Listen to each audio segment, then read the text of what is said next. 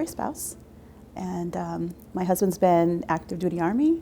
He's been in the National Guard, Army National Guard, we're an Army family, and now he's in the Army Reserve. I am the mother of 3 boys, 2 of which are on the autism spectrum. I'm a clinical psychologist and researcher, and I'm currently working with the National Military Family Association and with Give an Hour to help military spouses become mental health clinicians. What I like to do in my free time, I'm a runner, so I love to run. I also love to write, volunteer as well. I volunteer with several military affiliated organizations. I like to help military families in various ways. I also enjoy photography, and spending time with my children is my favorite part.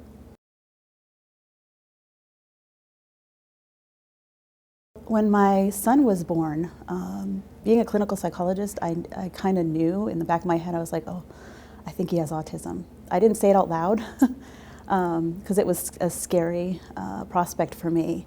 He was unable to bring his arms midline. A friend of mine had a child at the same time, and her child was perky and making eye contact and cooing. My son basically just laid there. He would see past me. It's like he could see right past me. He wouldn't make eye contact. It felt like we weren't bonding. And honestly, even though my technical knowledge of it all as a psychologist was there, all bets are off when you're a parent. I was just really frightened. I was sad. I didn't know how to deal with what I was dealing with. It was a real difficult time for us because on top of that, he had multiple health issues. He had seizures, hydrocephaly, something called oculomotor apraxia, where he can't really control the motor process in his eyes, so he can't track things very well. So it all hit us all at once when he was pretty much a newborn. Being a military family, we've moved a lot, so being the new kid all the time is hard. He's been bullied, and we've had to deal with that and support him through that. But we've been fortunate that he's always had an excellent special education team, working with us as parents. And I've honestly become very involved in the schools for that reason, to be a support for him so that he doesn't feel like if something like that happens, he's going through that alone.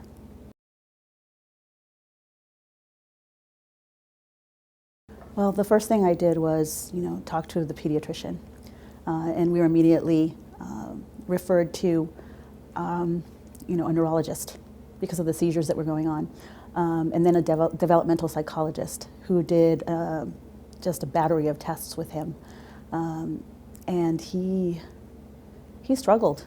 He struggled. He had no language. This was moving forward, because a lot couldn't be done early on. I think maybe when he was about a year old is when we started more in depth. But I can tell you that it really helped to have a great support system, my family, my friends, and a great medical team. Well, my son is now 9 years old. So last year was the first year that he was in a regular classroom, and he has had his struggles. He still has moments where all the sensory stuff is too much for him in the classroom, so he needs to these breaks. But we're fortunate that we're in a really supportive school system, and they have a very comprehensive, individualized education plan for him, and he gets all the support that he needs, the breaks that he needs, the testing accommodations that he needs, and he's thriving. He's very happy there.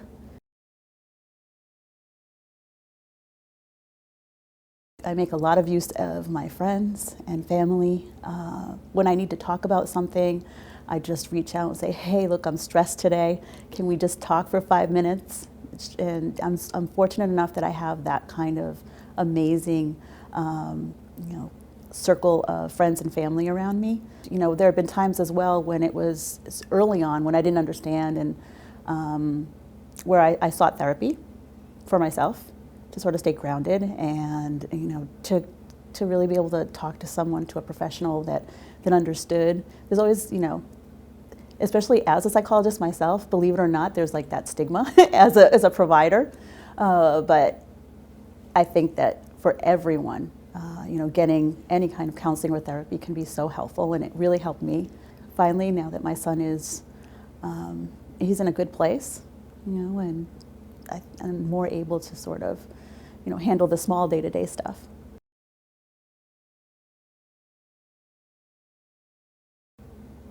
What I would share with others if they're on this journey themselves, honestly, is to become informed. Get a really strong medical team around you, and also support system at home. If you can, try to get some respite, because I know that it's a 24/7 job, and you really need to take care of yourself, and that's really important. Other advice, IEPs are crucial to make sure that you're, your child's advocate, and to know that the school system may or may not, want to do what you want to do, but you need to, really advocate for your child, and they will have to at some point, do what is needed for what you feel is needed for your child. You don't have to go with what they say, because that was a mistake I made early on. I just kind of went with what they were saying, like, oh, okay, that's good. And he wasn't getting everything he needed. So I figured out over time, I had to keep going back to the school and saying, well, this isn't working, so we need to add this to the IEP. So if you get there from day one and you know what you want and what your child needs, just fight for it.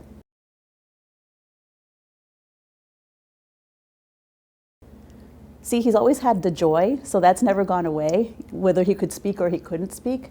So for him, it just looked like him being able to really sit with all the other kids and not feel like he was different. Because that's the biggest thing he still says to me now, is that, I just want to be like everybody else. I don't want to, stand out in any way. So that's what it looked like for him. For me, peace of mind. Just knowing that he's okay.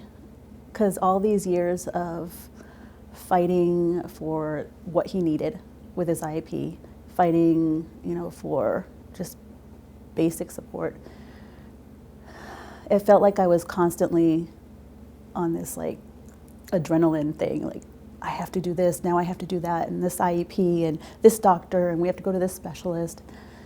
And it feels like now I can breathe,